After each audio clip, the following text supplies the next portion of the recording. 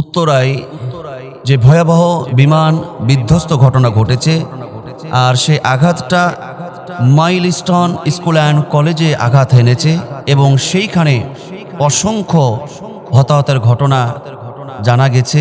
অসংখ্য শিক্ষার্থীরা হাসপাতালে রয়েছে, অসংখ্য শিক্ষার্থী দুনিয়া থেকে বিদায় হয়েছে, নিহত হয়েছে। আমরা তাদের শাহাদাতের কামনা করছি, আল্লাহর কাছে জান্নাতের মুক্তির কামনা করছি, জান্নাত কামনা করছি। বিশেষ করে আমি এইখানে বলবো, এই ঘটনাটাকে কেন্দ্র করে মাইলস্টোন এই শিক্ষা প্রতিষ্ঠানের শিক্ষার্থীরা যে 6 দফা দাবি নিয়ে যে আন্দোলন করছে, নিঃসন্দেহে তাদের দাবির সাথে আমি একমত পোষণ করছি। এই 6 দফা দাবি যথার্থ দাবি, তাদের দাবির সাথে আমি একমত পোষণ করছি। তবে এইখানে কিছু কথা আছে, তাদের দাবি যৌক্তিক হলেও এই মুহূর্তে বিশৃঙ্খলা কিছু কারণে এটা আমি মনে করছি অযৌক্তিক। কিন্তু তাদের দাবিটা চমৎকার দাবি, তাদের দাবির সাথে আমি একমত পোষণ করছি। তারা 1 নম্বর যে দাবিটা করেছে 6 দফা দাবির 1 নম্বর দাবি হলো, তারা মৃত্যুর সংখ্যা কতজন, তাদের নামের তালিকা, আহতদের নামের তালিকা, এই নামের তালিকাটা সঠিকভাবে তারা দেখতে চায়। এই তালিকা তারা করার জন্য নির্দেশ করেছে, নিহত আহতদের নামের তালিকা। সুন্দর দাবি। 2 নম্বর হলো, সমস্ত যারা আহত হয়েছেন এই আহত শিক্ষার্থীদের সঠিক চিকিৎসার ব্যবস্থা করা লাগবে। এতে যা করা দরকার, নিঃসন্দেহে এই 18 কোটি মানুষেরও সেটাই দাবি। শিক্ষার্থীদের সাথে আমরাও একমত, অবশ্যই সুষ্ঠু চিকিৎসার ব্যবস্থা করতে হবে। 3 নম্বর হলো, অনুপযোগী ঝুঁকিপূর্ণ বিমান বর্জন করতে হবে প্রশিক্ষণের ক্ষেত্রে। নিঃসন্দেহে 90 দশকের এই বিমান, যে বিমান রিজেক্ট বিমান, সেই বিমানকে ক্রয় করে নিয়ে এসে আসলে কি ভাই, একজন পাইলটের কি দাম নাই? মানুষের কি দাম নাই? এই যে শিশুগুলো দুনিয়া থেকে বিদায় নেয়, তাদের কি জীবনের কোনো মূল্য নাই? নিঃসন্দেহে 3 নম্বর দাবির সাথে আমি একমত প্রকাশ করছি যে ঝুঁকিপূর্ণ অনুপযোগী কোনো যানবাহন বা বিমান এটা অ্যাকসেপ্ট করতে হবে না বা প্রশিক্ষণে ব্যবহার করা যাবে না। 4 নম্বর হলো, সেনাবাহিনী শিক্ষার্থী এবং প্রিন্সিপালের উপরে যে আঘাত এনেছে, তারা দাবি করছে এই বিষয়ে তারা একটা সুষ্ঠু সমাধান চাচ্ছেন, কেন তাদেরকে আঘাত করলো। আর 5 নম্বর হলো, প্রশিক্ষণ স্থান চেঞ্জ করা, যেখানে রাজধানীর মতন জায়গা, জনমানব একটা পূর্ণ জায়গা, সেই জায়গায় আসলে প্রশিক্ষণ না করে নিঃসন্দেহে এটা ভিন্ন ফাঁকা জায়গায়, এটা এরিয়াতে এটা প্রশিক্ষণ করতে হবে। আর 6 নম্বর হলো, প্রশিক্ষণের পদ্ধতিগুলো আরও উন্নত, আরও সংস্করণ নিয়ে আসতে হবে। এই 6টা দাবি নিঃসন্দেহে, তাদের দাবির সাথে আমিও দাবি প্রকাশ করছি, দাবি জানাচ্ছি।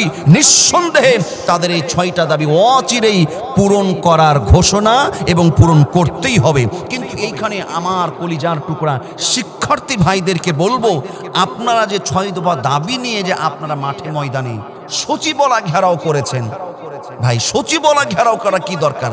আপনার বিমান বাহিনীর প্রধানকে ধরেন, বিমান বাহিনীর কাছে যান, সেনাবাহিনীর প্রধানের কাছে যান, আপনারা সচিবালয়, একটা কি দেখা যাচ্ছে যে কিছু ঘটলেই আমরা সচিবালয় ঘেরাও করছি।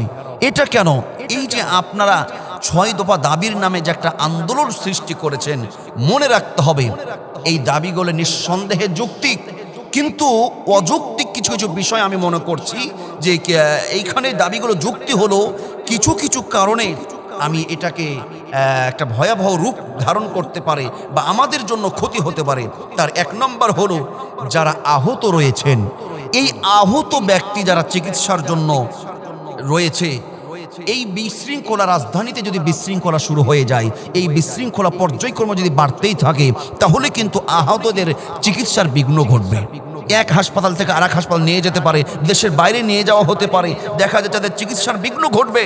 অনেক সময় ডাক্তাররা সময় মতন জ্ঞানজামে উপস্থিত হতে পারবে না, এই চিকিৎসার বিঘ্ন ঘটবে।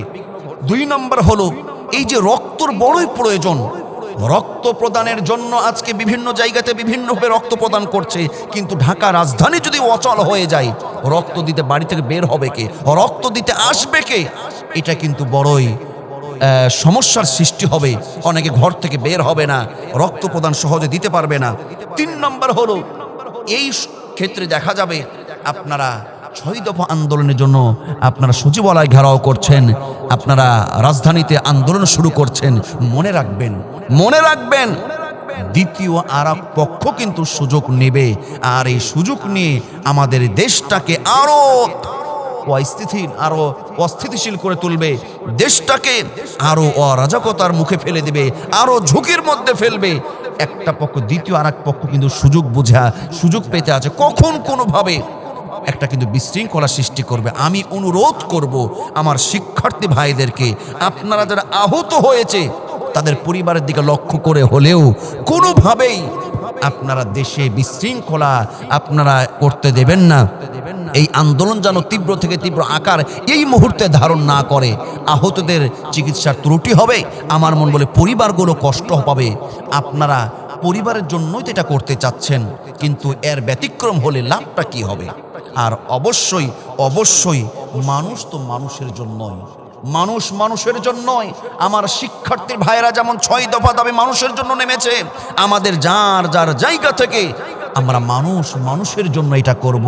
আল্লাহর নবী বলেছেন, একজন মানুষের উপর আরেকজন মানুষের 6টা হক বা অধিকার, তার মধ্যে একটা হলো কেউ আহত হলে, কেউ অসুস্থ হলে তাকে দেখতে যাবে, তাকে সাহায্য করবে, তাকে ট্রিটমেন্ট করবে। আল্লাহ সুবহানাহু ওয়া তাআলা এই ঢাকা রাজধানীর উত্তরায় যে বিমান বিধ্বস্ত হয়েছে, যারা নিহত হয়েছে, আল্লাহ পাক প্রত্যেককে ক্ষমা করে শাহাদাতের মর্যাদা নসিব করুন।